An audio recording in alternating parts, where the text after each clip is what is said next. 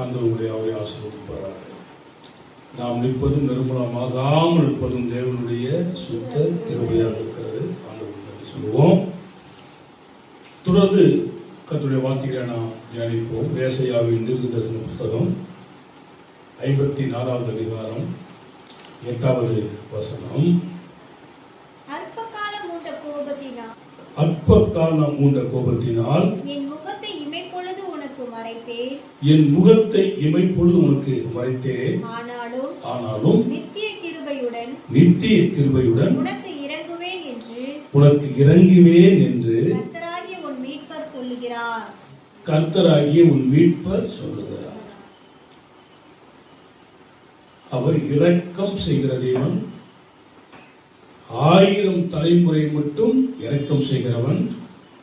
இன்னும் வேதசுரருடைய இரக்கங்களுக்கு அப்ப அந்த 1000 தலைமுறையை தாண்டிடும் நினைக்கிறேன். ஆமென். இரக்கங்களுக்கு அப்ப முடிவில்லைன்னா என்ன அர்த்தம்? 1000 தலைமுறைக்கு என்ன பண்ணுது? தாண்டுகிறது. இரக்கங்களுக்கு முடிவில்லை. நமக்குலாம் ஒரு முடிவு உண்டு. பேசுறா, நமக்கெல்லாம் ஒரு முடிவு உண்டு. அவர் முடிவில்லாத ராஜ்யத்தை உடையவர், நித்திய ராஜா, நீதிபரர், நித்திய சக்கரவர்த்தி, நித்திய ஜீவன் உள்ளவர். மீட்பர்னாலே ரட்சகர்னு அர்த்தம். ரட்சகர்னாலே இயேசுன்னு அர்த்தம். சிம்பிளா நீங்க புரிஞ்சுக்கணும். மீட்பர்னா ரட்சகர், ரட்சகர்னா இயேசு. இதுல எந்த குழப்பம் இருக்க கூடவே கூடாது. ஏன்னா பாவிகளை ரட்சிக்கும்படி கிறிஸ்து உலகத்துக்கு அவர் தான் சொல்றார். என்ன சொல்றாரு? நித்திய கிருபையுடன் உனக்கு இறங்குவேன். இப்படி பார்த்துட்டு இருக்கும்போது வேதாகமத்தில் ஒரு மனிதனை குறித்து ஒரு வார்த்தை சொல்லப்பட்டது, ஒரு வசனம். அதை இன்றைய தினத்தில் நாம் தியானிக்கலாம். இந்த இரக்கத்தை குறித்து பார்க்கும் பொழுது வேதாகமத்தில் ஒரு மனிதனுக்கு ஆண்டவர் சொல்கிறதான ஒரு வார்த்தை. எரேமியாவின் புத்தகம் 31வது அதிகாரம் 20வது வசனம். எப்ராயிம் எனக்கு அருமையான குமாரன் அல்லவா? எப்ராயிம் எனக்கு அருமையான குமாரன் அல்லவா? அவன் எனக்கு பிரியமான பிள்ளை அல்லவோ? அவன் எனக்கு பிரியமான பிள்ளை அல்லவோ? அவனுக்கு விரோதமாய் பேசினது முதல் அவனை நினைத்துக் கொண்டே இருக்கிறேன்.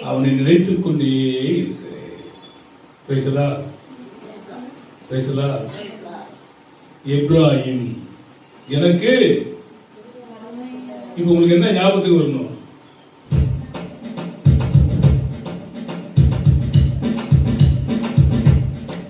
அருமையான மகன் அல்லவோ, எனக்கு பிரியமான பிள்ளை அல்லவோ. அருமையான மகன் அல்லவோ, எனக்கு பிரியமான பிள்ளை அல்லவோ. உன்னை நான் இன்னும் நினைக்கின்றேன், உன்னை நான் இன்னும் நினைக்கின்றேன். உனக்காக என் இதயம் ஏங்குகின்றது, உனக்காக என் இதயம் ஏங்குகின்றது. யாக்கோபே நீவே ஒன்று வா, யாக்கோபே நீவே ஒன்று வாய். கூர்ந்து குலுங்கிடுவா, ஆய்த்து கனி தருவா. கூர்ந்து குலுங்கிடுவா, ஆய்த்து கனி தருவா. இந்த பூமியில் நான் நிரப்பிடுவா, பூமியில் நான் நிரப்பிடுவா. என் மகனே நீவே ஒன்று வா, என் மகனே நீவே ஒன்று வா. ஹல்லேலூயா. இது எங்க இருக்குது? எரேமியா 31:20. கொதிக்குதான். விரோதமா பேசிட்டாரா? அவனுக்கு விரோதமா பேசினது முதல் அவனுக்காக என் இதயம் கொதிக்கிறது. நமக்கெல்லாம் கொதிக்கும். என்ன கொதிக்கும்? இன்னொருத்தர் நல்லா இருந்தா இதயம் கொதிக்கும். அப்போ எப்ராயிம் யார்? இந்த எப்ராயிம் யோசேப்பு எத்தனாவது மகன்? இரண்டாவது பாகம். வசனம் என்ன சொல்லுது? அற்ப காலம் உண்ட கோபத்தினால் என் முகத்தை இமைப்பொழுது உங்களுக்கு மறைத்தேன், ஆனாலும் நித்திய கிருபை உங்களுக்கு இறக்கும். கிருபைனா என்ன? இறக்கம். இறக்கம்னா என்ன? தயவு. தயவுனா என்ன? தயவுனா என்ன? காருண்யம். இதெல்லாம் நம்ம ஆல்ரெடி பார்த்துட்டோம். எதில் பார்த்தோம்? கிதியோன்ல பார்த்தோம். அது ஞாபகம் வைக்கிறதுல சந்தோஷம். இவ்வளவு அதில் இருக்கு. தகுதி இல்லாத ஒரு மனிதனுக்கு கொடுக்கப்படுவதற்கு பெயர் கிருபை. இப்போ மனாசே அவனுக்கு அண்ணன். யாருக்கு அண்ணன்? எப்ராஹிமோட அண்ணன் மனாசே. யாக்கோபு ரெண்டு பேரையும் ஆசீர்வதிக்கிறான். யார? எப்ராஹிமையும் ஆசீர்வதிக்கிறான், மனாசேயும் ஆசீர்வதிக்கிறான். அப்படி ஆசீர்வதிக்கும் பொழுது, அதாவது யூதர்கள் வம்சத்தின்படி புத்திர சுவீகாரம் யாருக்குடையதுன்னா மூத்தவனுக்கு. இதுக்கு எடுத்துக்காட்டு ஏசா. ஒருவேளை கூழுக்காக தன்னுடைய சிரேஷ்ட புத்திர பாகத்தை வித்து போட்டதான ஏசாவை போல ஒருவனும் சீர்கெட்டவனா இராத படிக்கு.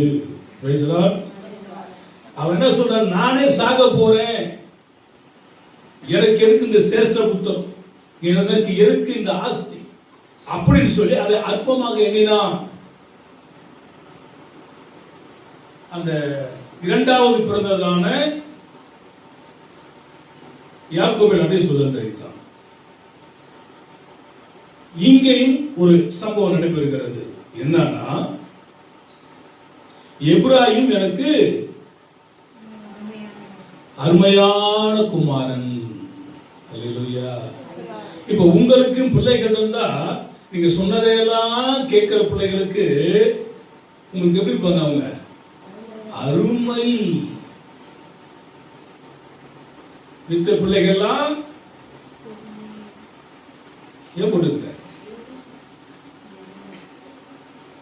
அருமையான பிள்ளை.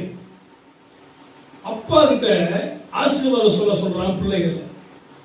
அப்பா யாரு? யாக்கோபு. ஆசீர்வதிக்கும் பொழுது வலது கையை எப்ராஹிம் மீதும் இடது கையை மனாசே மீது வைக்கும் பொழுது இவன் பதறுகிறான். யாரு? யோசேப்பு. தகப்பனே அப்படி இல்லை, மூத்தவன் இங்கே இருக்கிறான், இளையவன் இங்கே இருக்கிறான், இப்படி ஆசீர்வதிக்கும். ஏன்னா இவனுக்கு வயது மூப்பின் காரணமாக கண் பார்வை என்ன பண்ணுகிறான்? மங்கி இருக்குது, சரியா தெரியலன்னு சொல்லி யோசேப்பு சொல்றான். அவன் சொல்றான், எனக்கு தெரியும். மூத்தவனை விட இளையவன் வலுப்பான். எப்ராஹிம் என்றால் பழுகுதல், பெருகுதல் என்பது பொருள். இப்ப இந்த இடத்துல ஆசீர்வாதம் மாறுகிறது. அண்ணனுடைய ஆசீர்வாதம் தம்பிக்கும், தம்பியுடைய ஆசீர்வாதம் அண்ணனுக்கும் மாறுகிறது. தகுதி இல்லாத இரண்டாவது பிறந்ததான இந்த எப்ராஹிமுக்கு மூத்த பிள்ளைகளுடைய ஆசீர்வாதம் கிடைப்பதற்கு பெயர் என்னது? கிருபை. கிருபையால் நிலை நிற்கிறோ. அல்லேலூயா. இப்ப கிருபைனா நம்ம நினைக்காதது, நம்ம எதிர்பார்க்காதது. இந்த ஒரு விஷயத்தை தெரிஞ்சாவே உங்களுக்கு பயனுள்ளதாக இருக்கும். தகுதி இல்லாத ஒருவனுக்கு கொடுக்கப்படுவதற்கு பேர் என்னது? கிருபை. இங்கே சொல்லப்படுகிற ஒரு வார்த்தை, யாக்கோபால் ஆசீர்வதிக்கப்படும் பொழுது இளையவனின் ஆசீர்வாதம் மூத்தவனுக்கும், மூத்தவனின் ஆசீர்வாதம் இளையவனுக்கும் மாறுகிறது. அப்படி மாறும் பொழுது யோசேப்பு மனம் பதறி பேசினாலும் எனக்கு தெரியும், அவனை விட இவன் ஆசீர்வதிக்கப்படுவான், இவன் பலுகி பெருகுவான் என்று சொல்லி யாக்கோபினால் ஆசீர்வதிக்கப்பட்டவன் இந்த எப்ராஹிம். தகுதி இல்லாத ஒரு மனிதனுக்கு எதிர்பாராத விதத்தில் தேவனால் கொடுக்கப்படுகிறதான ஒரு ஈவு, ஒரு இரக்கம், ஒரு தயவு, ஒரு காருண்யம், ஒரு பேரு தான் கிருபை. நாமும் தேவ கிருபையால்தான் நின்று கொண்டிருக்கிறோம். தேவ இரக்கங்கள் நம்மை சூழ்ந்து கொண்டிருக்கிறது. இப்படியாகப்பட்ட எப்ராயிமை பார்த்து கர்த்தர் சொல்கிறார், இவன் எப்ராயிம் எனக்கு பிரியமான பிள்ளை அல்லவோ. அந்த இளையகுமாரனுடைய தகப்பன் அவன் சொத்துக்களை பிரித்துக் கொண்டு போன பிறகு அவன் சரியாக உண்ணவில்லை, உறங்கவில்லை, முகம் சவன் பண்ணவில்லை, மகனை நினைத்தே ஏங்கிக் கொண்டிருக்கிறான். உண்மைதானா? தகப்பனுடைய இருதயம். சமீபத்தில் ஒரு காரியத்தை நான் கேட்டேன். வெளிநாட்டில் நடந்ததான ஒரு உண்மை சம்பவம். பையனுக்கு ஒவ்வொரு பிறந்த நாள் வரும்பொழுது அப்பாட்ட போய் கேட்பானா, அப்பா இன்னைக்கு என்னுடைய பிறந்த நாள், எனக்கு என்ன பரிசு கொடுக்கிறீர்கள்? அப்பா சொன்னாராம், உனக்கு 18 வயது வரையிலும் நீ எந்த பரிசு பொருள் என்கிட்ட கேட்கக்கூடாது. உன்னுடைய 18வது வயதுல அப்பா உனக்கு நல்ல ஒரு பரிசு தருவேன்னு சொன்னாராம். இந்த 18வது வயதிலே அவனுக்கு ஒரு சிறிய பிரச்சனை ஆகி அவன் மருத்துவமனையில் இருக்கிறான். அந்த பிரச்சனைகள் முடிந்து அவன் வீட்டுக்கு வருகிறான். வீட்டுக்கு வந்தால் அப்பா மரித்து போயிருக்கிறார். தகப்பன் ஒரு கடிதம் எழுதி வைத்திருக்கிறார். மகனே, 18வது வயதில் நீ இறந்து விடுவாய், உன்னுடைய இருதயம் நின்றுவிடும். உனக்கு விலையேற பெற்றதான பரிசு தருகிறேன் என்று சொன்னேன், அது என்னுடைய இருதயம். எதை விட்டானா? பிரியமான பிள்ளை அல்லவோ. அப்ப தகப்பன் தன்னுடைய பிள்ளைகளுக்காக எதையும் செய்வான். ஆண்டவர் சொல்றாரு, எப்ராயிம்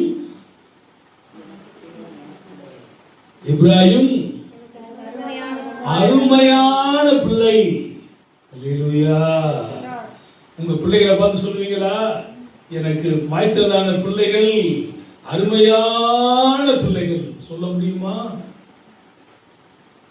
ஆண்டவர் சொல்றார் எப்ராயிமை பார்த்து, எப்ராயிம் எனக்கு எதற்கு பாருங்க, ஒரு கடைக்கு போறோம், ஒரு பொருளை வாங்கி சாப்பிடுறோம், அல்லது ஒரு விருந்துக்கு போறோம், நல்லா சாப்பிடுறோம், அருமையா இருந்துச்சுங்க சொல்றோமா? ஏன்னா இந்த நாக்குக்கு அது எப்படி இருக்குது, ருசியா இருக்குது. அதை சொல்றோம் அருமையா இருந்துச்சுங்க. அங்க போய் டீ குடிங்க, அருமையா இருக்குங்க.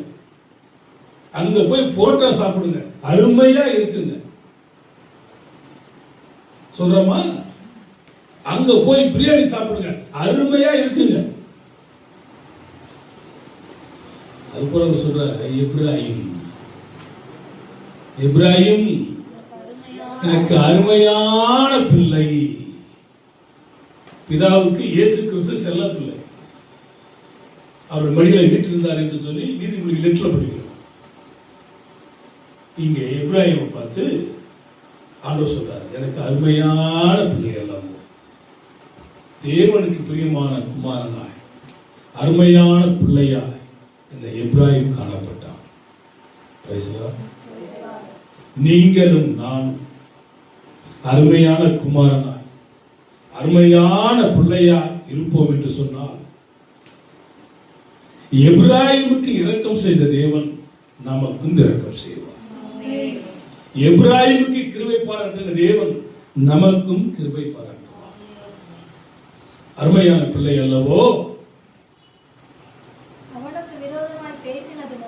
அவனுக்கு விரோதமாய் பேசினது முதல். இப்ப ஆண்டவர் ஏன் அவனுக்கு விரோதமாய் பேசணும்னு ஒரு கேள்வி வருமா, வராதா? இவன் அவ்வளவு பெரியாரா? எப்ராயிமுக்கு விரோதமாய் கர்த்தர் என்ன பேச போறார்? ஏன் பேசினார், எதற்கு பேசினார், எப்படி பேசினார், என்னென்னமெல்லாம் பேசினார் காலத்துல பார்ப்போம். எனக்கு பிரியமான குமாரன், அருமையான பிள்ளை, அவனுக்கு விரோதமாய் நான் பேசினது முதல் அவனை நினைத்துக் கொண்டிருக்கிறேன். சிலர் நம்ம நினைக்கிறோம், இமயமலை இடிந்தாலும் பரங்கி மலை பறந்தாலும் நீங்கள் என்னை மறந்தாலும் நான் உன்னை மறப்பதில்லை.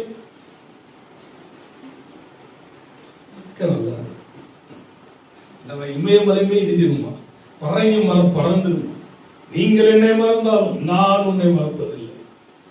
அப்படி சொல்லுவார் இயேசுநாதர். பக்தர் தான். நான் உன்னை மறந்தால் என் வலது கையின் தொழிலை மறப்பதாக நீ என்னால். ஆமா, அவர்தான் சொல்றாரு, அவனுக்கு விரோதமாய் நான் பேசினது முதல் அவனை நான் நினைத்துக் கொண்டிருக்கிறேன்.